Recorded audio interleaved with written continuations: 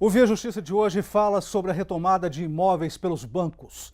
Nossos convidados, o desembargador Ronaldo Claré, da 10ª Câmara Civil do Tribunal de Justiça de Minas Gerais, e o advogado Marcelo Câmara, especialista em Direito Civil e mestre em Direito Privado pela PUC Minas. Numa parceria da TV Assembleia com a Magis, Associação dos Magistrados Mineiros, o Via Justiça está começando.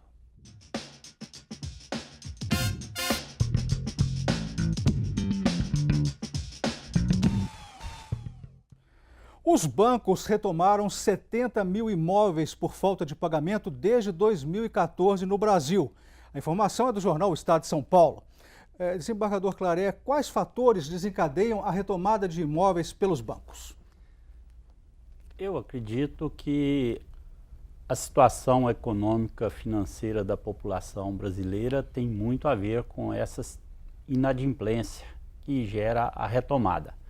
Ou seja, a crise econômica que o país passa por ela tem uma influência direta neste inadimplemento. Somado a essa crise, existem questões pessoais de quem compra e depois não consegue cumprir a obrigação assumida.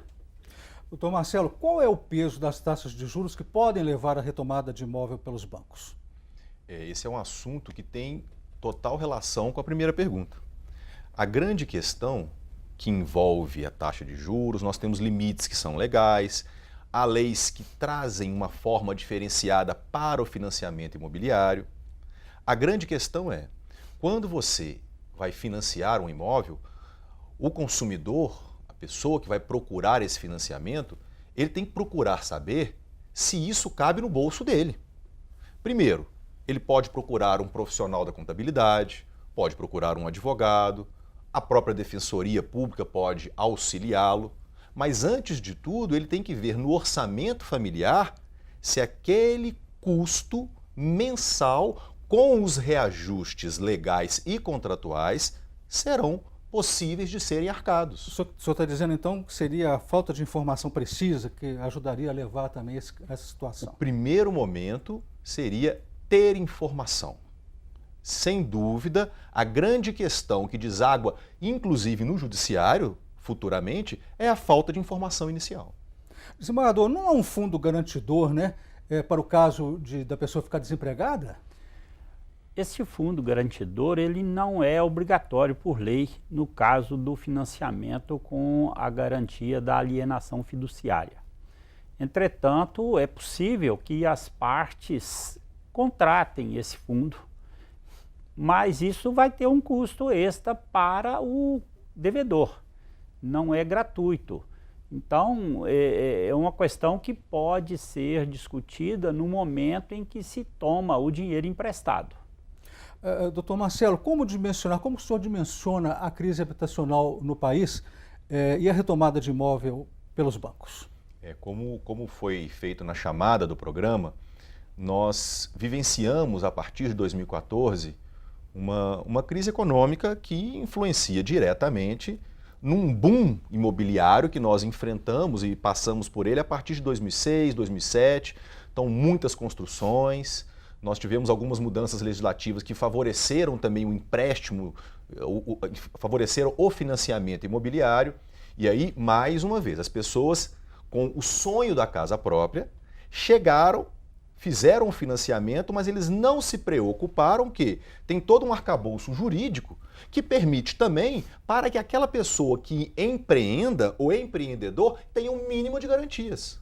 Então, a grande questão da retomada passa também por uma facilidade que o empreendedor vai ter de não ter um prejuízo. Esse é o grande problema.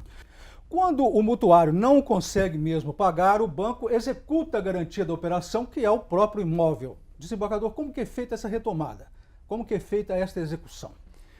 Nós temos, historicamente no Brasil, dois tipos de garantia do imóvel para o financiador. A tradicional era a hipoteca, que dependia de o credor, que normalmente é o banco, ir ao Poder Judiciário para obter de volta o crédito dele e tendo o imóvel como garantia. A partir de 1997, com o surgimento da Lei 9.614, nós passamos a ter uma segunda opção, que é a alienação fiduciária do imóvel. A alienação fiduciária é conhecida do brasileiro porque ela é utilizada na aquisição de veículos, principalmente. Então, com a alienação fiduciária, vieram instrumentos novos e mais ágeis para o credor. Ou seja, o credor pode retomar o imóvel sem depender de ir à justiça. Ele faz isso através do cartório de registro de imóveis, onde está registrado o imóvel garantido para o financiamento. O senhor falou sobre a hipoteca acabou? Não, a hipoteca continua, mas diante desse novo instrumento, os bancos, de uma maneira geral, estão preferindo a alienação fiduciária porque ela possibilita a recuperação do crédito em caso da inadimplência com muito mais rapidez, com muito mais agilidade de procedimento. Doutor Marcelo, quanto tempo dura esse processo de retomada extrajudicial? Nós temos uma expectativa e, na verdade, vai depender muito da presteza do próprio cartório, porque ele vai ter todo um procedimento específico a partir do momento que o credor paga o ITBI. Então, os prazos da lei são 15 dias para ele fazer a intimação e depois disso nós temos 30 dias para a retomada. Agora, que é importante deixar bem claro que a lei, a 9514 de 97, quando ela institui esses prazos e ela sofreu uma alteração recente agora em 2017, ela vai se valer das situações que o próprio CPC estipula, como achar o devedor, por exemplo. Então hoje nós temos uma facilidade maior para achar o devedor. Então o devedor hoje, se ele mora num condomínio edilício, residencial, essa intimação pode ser feita através do porteiro, pode ficar com ele essa carta de intimação. Então, a partir do momento que essa pessoa sabe que está devendo, o ideal para ela está sujeita à retomada cartorial, fora da justiça, fora do judiciário, mais rápida. Então, o ideal é que ela se aproxime do credor para tentar uma negociação. Critica-se, desembargador, a velocidade dessa retomada, dizendo que os bancos são velozes em retomar o imóvel, e que não aceitam depois de um certo prazo uma negociação. Isso procede? Não, eu acho que isso é relativo, porque veja só, iniciado o procedimento lá no cartório, o devedor, dentro daquele prazo de 15 dias, a partir do momento em que ele é notificado, ele pode ir ao cartório e pagar a dívida, o que venceu antes da notificação e o que venceu durante o período de tramitação desse procedimento. Então, até o prazo de 15 dias, ele pode pagar e o credor não pode recusar o recebimento. Agora, se ele deixar passar os 15 dias, aí o credor já fica com uma situação de superioridade. Por quê? Porque o imóvel retorna para o credor na sua integralidade, porque enquanto há o financiamento, o credor tem a posse indireta, como é no caso do automóvel, e o devedor tem a posse direta. A partir do momento que faz a notificação e que decorre o prazo de 15 dias que é concedido para o devedor pagar, se ele não paga, consolida na pessoa do credor as duas posses, a indireta e a direta, ou seja, ele passa a ser o dono exclusivo e aí ele pode levar esse imóvel a leilão imediatamente ou dentro de 30 dias, como disse o doutor Marcelo. O Via Justiça faz um rápido intervalo e voltamos em instantes.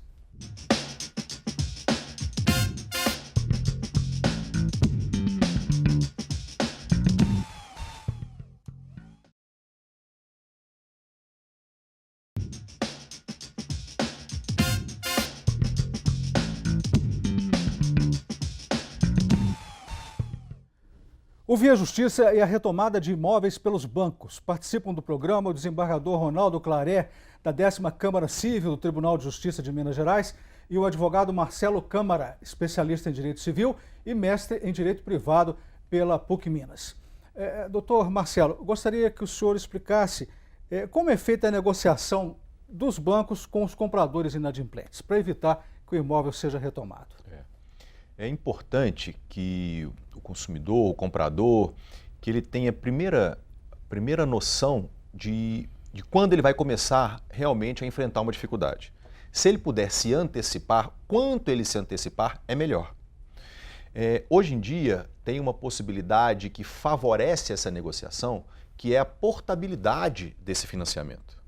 Então, é uma moeda de troca que ele tem para sentar com o seu gerente, com a pessoa responsável por esse financiamento, para tentar negociar, quem sabe, inclusive um congelamento de um pagamento. A Caixa Econômica tem essa possibilidade durante alguns meses, sem aumento de juros.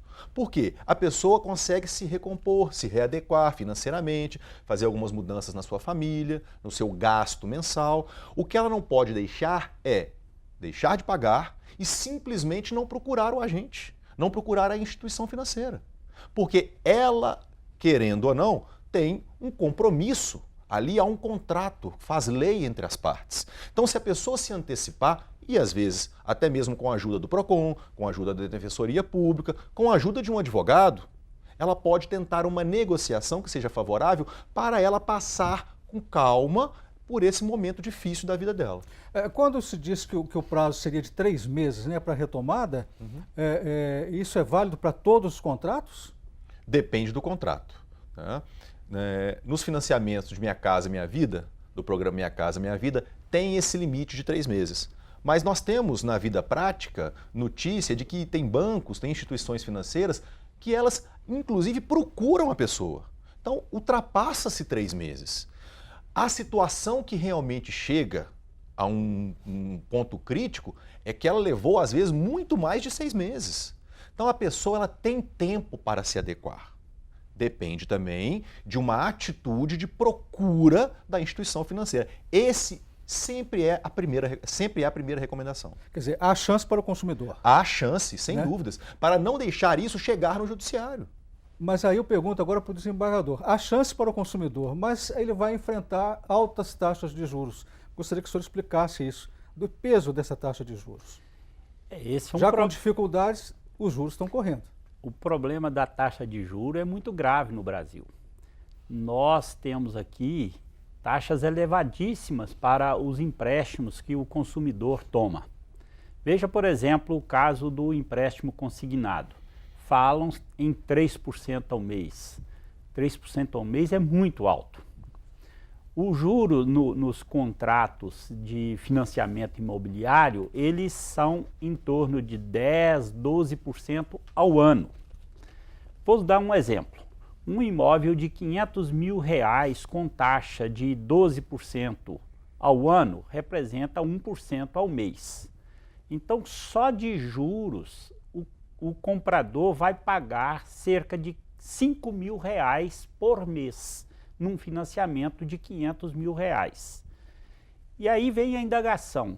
Uma pessoa que toma R$500 mil emprestado para comprar um imóvel, será que ela tem capacidade de pagar uma prestação, digamos, de R$10 mil para poder pagar 5 mil de juros e amortizar 5 mil do capital tomado emprestado? Porque os bancos trabalham nesses financiamentos normalmente com o juro do que eles chamam de tabela price. No início do pagamento, paga-se uma proporção maior dos juros e menor do capital. Depois da metade do tempo do financiamento é que inverte. Paga-se mais o capital e menos o juro. Ou seja, nos primeiros tempos, nos primeiros anos, a maior parte dos pagamentos feitos, ela é atribuída aos juros do capital tomado emprestado. Então, quando você paga uma taxa elevada de juros, e convenhamos, 1% é elevado para quem toma um capital alto, então é difícil para o comprador cumprir essa obrigação. Por isso, como disse o doutor Marcelo, é importante que as pessoas, antes de assumirem o compromisso, avaliem efetivamente a sua capacidade de cumprir a obrigação assumida para evitar a perda do imóvel, com a retomada que hoje ficou facilitada com essa nova lei do financiamento imobiliário. Doutor Marcelo, essa questão dos juros que o desembargador referiu aí, nos Estados Unidos é diferente, né? Sim, nós temos É por ano, não é isso?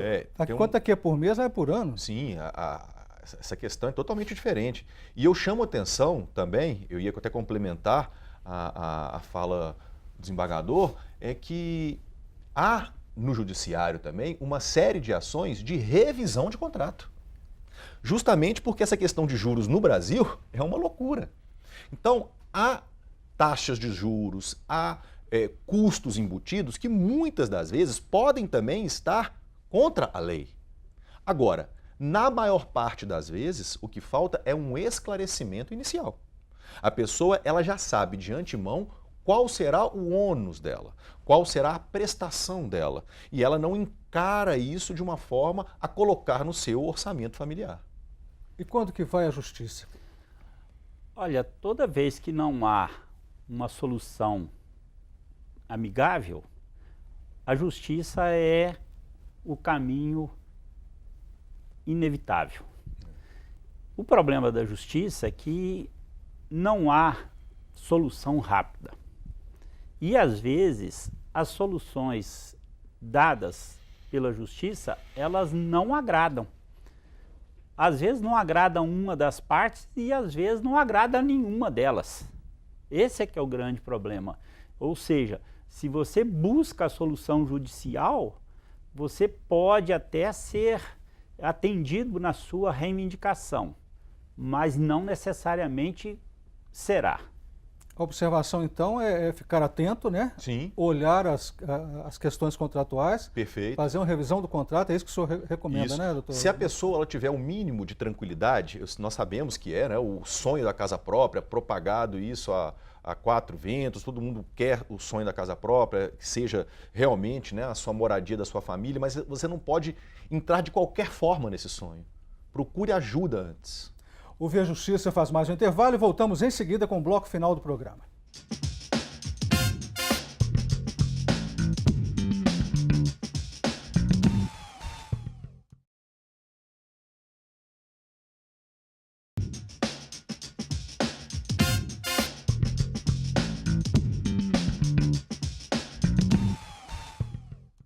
O Via Justiça e a retomada de imóveis no Brasil por falta de pagamento. Participando do programa, o desembargador Ronaldo Claré, da 10ª Câmara Civil do Tribunal de Justiça de Minas Gerais, e o advogado Marcelo Câmara, especialista em Direito Civil e mestre em Direito Privado pela PUC Minas. Desembargador, custo. Quanto custa uma execução extrajudicial para retomada de imóveis e uma execução judicial? Na execução extrajudicial, com certeza é mais barato do que na judicial. Por que na judicial é caro? Primeiro, a parte tem que contratar um advogado e o advogado não vai trabalhar de graça. Segundo, quem perde uma causa na justiça paga o que a gente chama de honorário de sucumbência. Ou seja, o vencedor tem direito a receber um honorário de quem perdeu a causa, e esses honorários não são inferiores a 10% do valor da causa, podendo atingir 20%. Então, se está discutindo um imóvel, é um percentual sobre o valor do imóvel. Então, se você tem um imóvel de R$200 mil, só de honorários de sucumbência pode atingir de 20 a 40 mil reais de honorários, mais as custas e mais o que a parte pagou ao advogado que ela contratou. Ou seja, é caro. No extrajudicial, esse custo é muito menor. Primeiro, não tem esse percentual fixo de honorários para ninguém. Segundo, o que vai pagar lá é as despesas do cartório, que geralmente não ultrapassam 2, 3% do valor do imóvel. Se chegar a fazer a transferência do imóvel para o credor, tem o ITBI, que é devido, que hoje aqui em Belo Horizonte é de 3% sobre o valor do imóvel, e mais alguma outra despesa. Eu acredito que no procedimento extrajudicial, se chegar a muito, é 10% do valor do imóvel. Doutor Marcelo, o imóvel vai a leilão, né, Sim. no processo Sim. de execução extrajudicial. E quais são os riscos do leilão? Tanto para os bancos quanto para os inadimplentes. A gente sempre Para brinca. os compradores, melhor dizendo. Tá. Compradores do imóvel leiloado. A pessoa que compra o imóvel leiloado, ele tem uma faculdade da lei que, por ser agora o proprietário, não lhe foi ainda transferida a posse. Então ele pode ajuizar duas ações, uma ação chamada emissão de posse ou a própria ação reivindicatória, para retirar a pessoa que está dentro do imóvel. Então nós estamos falando de quê? O imóvel foi a leilão e muitas das vezes aquele devedor ele não sai espontaneamente do imóvel. E quem tem que tirar é o comprador? É o comprador. Por isso que o imóvel comprado em leilão, ele tem uma defasagem de preço. Só que você tem essa garantia legal. Você não vai ter problema, você vai tirá-lo de lá. Inclusive nós temos na legislação meios para que até liminarmente o judiciário possa te dar a possibilidade da emissão de posse do imóvel. Quer dizer que não é o banco que tira quando retoma o imóvel? Podemos ter duas situações. Geralmente, a instituição bancária ela já começa a reintegração de posse do imóvel, porque ela era um possuidor indireto. Agora, se ela alienou, ela transfere a propriedade, houve o registro por parte do comprador e essa pessoa agora tem que retomar o bem.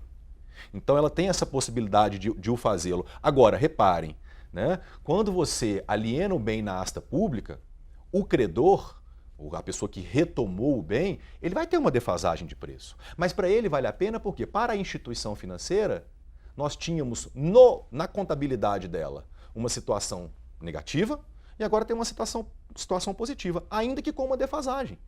E incluindo, como o Dr. Claré falou, dos custos que ele já teve com juros, ou seja, no final das contas, esta instituição financeira pode ser que ela não tenha tomado nenhum prejuízo. Quem tomou prejuízo foi quem? Foi o consumidor que, mais uma vez, não pensou antes de entrar no financiamento. Eu acrescentaria ainda uma informação a essas do Dr. Marcelo, é de que o devedor, a partir do momento que ele perdeu o imóvel porque não pagou, ele está sujeito a pagar uma taxa de ocupação desse imóvel de 1% sobre o valor dele. É o que eles falam da taxa de aluguel, seria isso? Eles chamam isso de aluguel, mas a lei fala em taxa de ocupação, que é 1% do valor dele. Então veja bem, no mercado aqui, se você for alugar um imóvel, o custo do aluguel não passa de 0,5%. Perfeito. Então se o devedor continuar usando o imóvel, ele vai pagar mais do que o dobro do custo do aluguel no mercado. Rapidamente, considerações finais do senhor, doutor Marcelo. As minhas considerações são no sentido da pessoa sempre pensar antes de fazer o financiamento. Pode, se está com dificuldade, procurar a instituição financeira, até alugar o imóvel, em último caso vender, mas não deixe acumular o débito junto à instituição. Considerações finais do senhor, desembargador? Eu penso que essa lei veio ajudar a solucionar o problema imobiliário do Brasil. Por quê? Antes nós só tínhamos financiamento praticamente por bancos públicos. Hoje os bancos privados, os bancos particulares também estão emprestando. Então isso facilitou para quem precisa comprar um imóvel financiado obter o financiamento. Mas como tudo não é só lado positivo, também tem outros negativos, como é o caso do custo elevado de juros que se paga. Muito obrigado aos senhores pelas participações. O Via Justiça de hoje termina aqui. Nós conversamos com o desembargador Ronaldo Claré, da 10ª Câmara Civil do Tribunal de Justiça de Minas Gerais, e com o advogado Marcelo Câmara, especialista em Direito Civil e mestre em Direito Privado pela PUC Minas. Fale conosco pelo e-mail viajustiça@mages.com.br. E até o nosso próximo encontro.